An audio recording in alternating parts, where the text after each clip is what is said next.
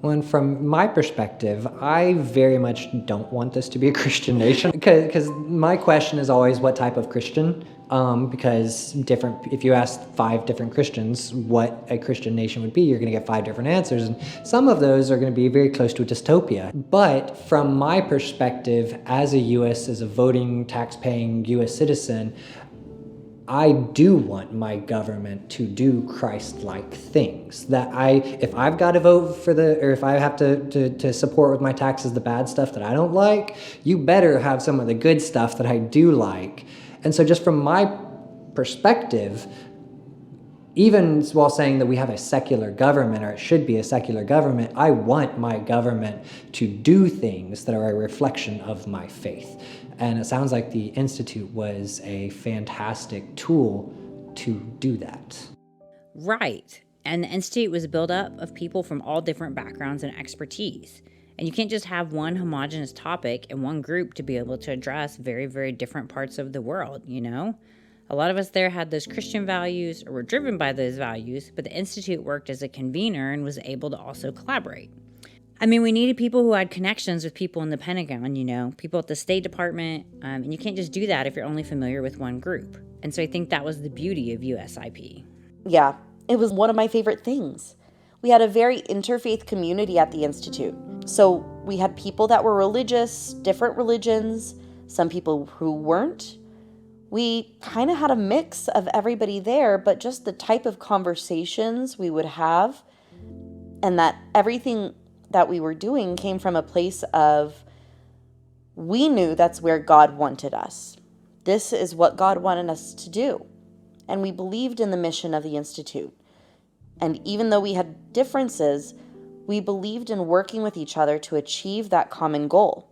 That was something that was just beautiful, and that I loved coming into work every day to see my team and figure out what we could accomplish that day together. Seeing people from all different backgrounds, but all having the same goal of wanting to serve the meek and care for others and love each other. The amount of thoughtfulness that was permeating the entire place. I mean, working with people who would actually pray before doing their projects or pray throughout their projects and be like, you know, sharing with their colleagues. Like, I feel torn about this decision. I feel like I need to pray. Or like just the amount of thoughtfulness put into it. You don't see that very often. And that was normal. That was allowed to be. How can I help? What do I need to pray for? For that to not be an overtly Christian organization, but for it to just be people there of faith, and even those who are not of faith still, just this love and caring for each other. It was something that was very beautiful, and that I don't know if I could ever really fully experience anywhere else.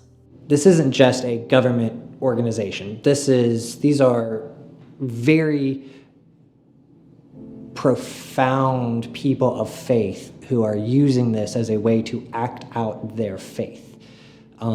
In my previous video, I didn't go too deep into it, but I feel like I did a pretty good job of showing that it wasn't just the church's job to care for people, that the Bible, especially the prophets, pretty much make it very clear that the government does have a role in caring for people. And globally, from an international level, that still applies. And so the U.S. government has resources that the church doesn't always have, and it has the ability to go into places and make connections with people that the church can't always do. And so to have people of very deep spiritual faith, giving them an ability to act out their faith from a way that both helps their country as well as people, as well as acting out their faith like that, I can't really see any negative to that. We're an organization that is built up of people who are very passionate about loving our neighbor, about understanding how to prevent these conflicts from happening abroad, and also impacting us because we're in a world living together. We can't just remove ourselves from that. And so what happens somewhere else does have a trickle-down effect. Well, and so that leads to, I guess, the elephant in the room. If it's literally a penny of the Department of Defense budget, and it is a very efficient use of that penny, you know, you get a lot of work done with that penny. Do y'all have any thoughts about why? Were y'all just kind of the Institute, was it just kind of the low-hanging fruit? I think we were seen as kind of a necessary win for them. They said we weren't complying with their orders to reduce our workforce, even though we had made cuts. So DOGE took control of the building on March 17th. When that happened, we kind of lost access to all of our systems. So it was also really hard to communicate with anybody. And so while they were trying to get systems back online, and also we were going through all of the court system, because how we saw it is the firing of our president and then the appointment of this new president, Kenneth Jackson, our perspective was that it was done unlawfully.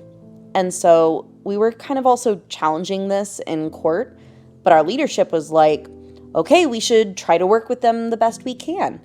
So as they were working to get systems back online, we were told to still be kind of on standby.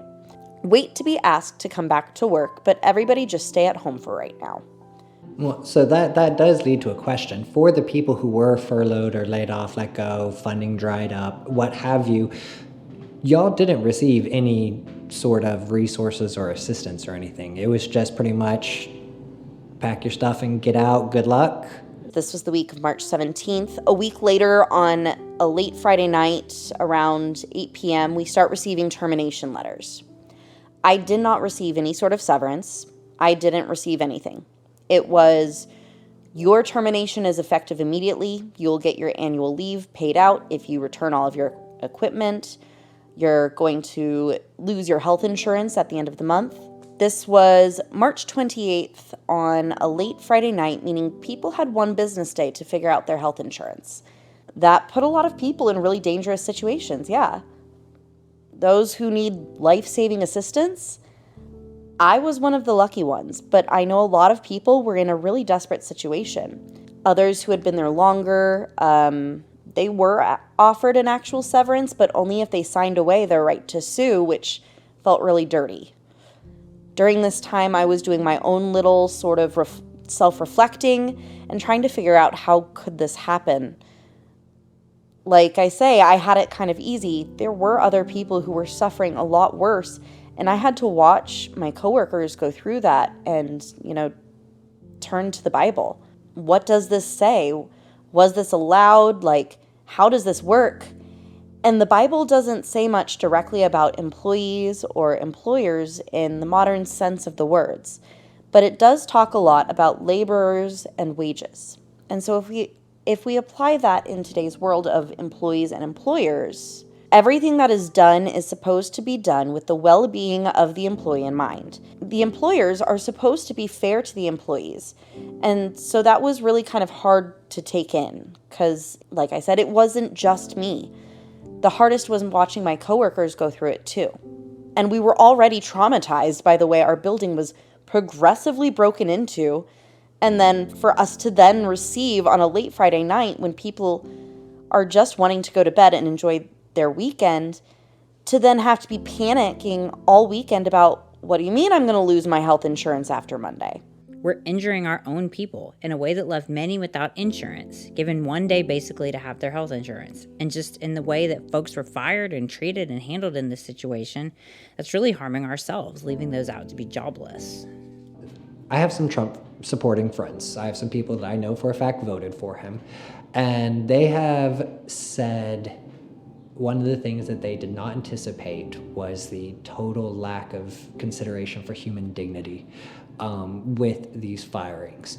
And I think that's something that people don't often see. It's bureaucrats getting let go. No, these are people that have health needs, that have home and car payments, that have children that need food on their table. And it's one thing to say, hey, we think this has been done inappropriately. We think that this organization is no longer needed or valid. We're going to let you go. But, here's a month of extra work. We're going to give you some notice. We're going to help you with this transition period at a minimum. And that's not what happened. It was, the last working day of the month. Hey, you're going to lose everything in 12 hours. Good luck.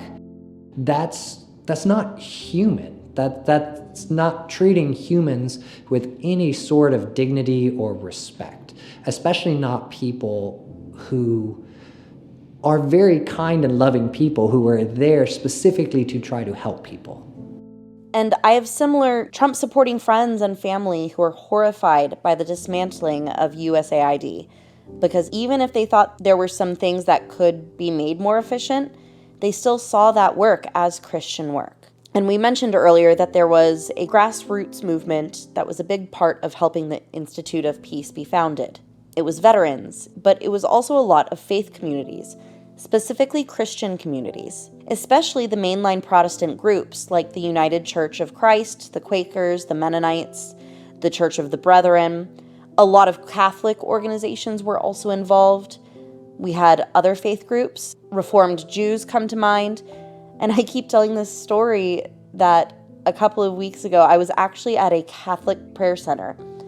And the friar of the Catholic Church, he remembered when the Institute was founded. He saw that as a mission of the church, the Institute of Peace. And I know this is true for myself, my friend here. I know many of the organization felt like being at the Institute of Peace was God's calling for them. That is where God wanted them to be, and to be a peace builder. I mean, I think of one of the most famous verses in the Bible and the Beatitudes. Blessed are the peacemakers. And I feel like that's a direct calling of how we should be in the world. And the Institute of Peace itself was like living out that mission. When I look at the Bible and Jesus, I see the overall mission of it as being the reconciliation and redemption of relationships. And that means our relationship with God, our relationship with one another as well. I hear a lot of the argument also from my Trump-supporting friends and family, well, we don't need these foreign aid organizations because that's a role the church should be filling. And they don't know that a lot of those church projects were funded by organizations like USAID. But I also see that the Institute of Peace is a direct example of the mission of the church at work, especially given that a lot of the people that are working there are Christians or members of other faith groups, and that it was founded by Christians. I think that should be a part of the conversation of why we need it, why we defend it. It's a part of our Christian and American values, and always has been.